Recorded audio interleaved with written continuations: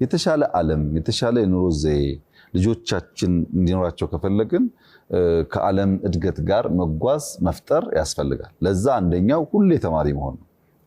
ሞባይል መኒን ስንጀምር እንዴት ቴሌኮም ይነካል ያሉ ሰዎች አሁን ለውጥ ሲያዩ ቴሌኮም ላይ የመጣውን ውጤት እያዩ ትምህርት መውሰድ አለባቸው።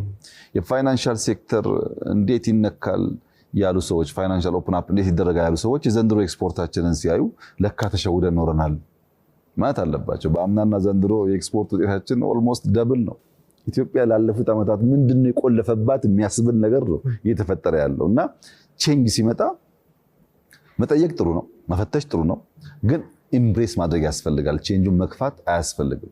በሁሉም መስክ የሚፈጠሩ አዳዲስ ነገሮች ለመማር አብሮ ለመራመድ ሰው ዝግጁ መሆን አለበት። ትናንትና ማቀው ከኔ ጋር የኖረው ነገር ይቀጥል ካለ ሌሎች ጥለው ስለሚሄዱ ከሆነ ጊዜ በኋላ ኋላ ቀር ተብሎ ከሚቆጭ አብሮ ለመጓዝ ለልጆች መልካም ነገር ለመተው የተዘጋጀ ቢሆን ጥሩ ነው። ሁሉ ነገር እናውቃለን ማለት አይደለም።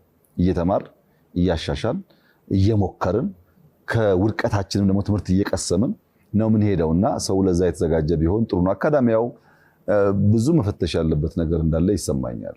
ሲሪየስ በሆኑ ጉዳዮች የመነጋገር ከእፍታ ከዕለት ዕለት ጫጫታ ወሬዎች ውስጥ ወጥቶ ዴብዝ ያለው ዕውቀት የሚገኝባቸው ነገሮች ለመነጋገር ለመደማመጥ ልቡ የፈቀደ መሆን አለበት። አሁን ያለው ልምምድ መፈተሽ ያለበት ይመስለኛል። ለምሳሌ ቨርቹዋል አውዱ ዝም ብሎ የየዕለቱን ነገር እያነሳ ነገ የማይደግመውን ነገር እያነሳ ጊዜ ከሚያባክን በሚደጋገም ነገር ዕውቀት እየገነባ የሚሄድበትን ስራ ቢሰራ ጥሩ ነው ብዬ አስባለሁ። ወጣቱም እንደዚሁ ያው እየቀመሰው ነው እያየው ነው።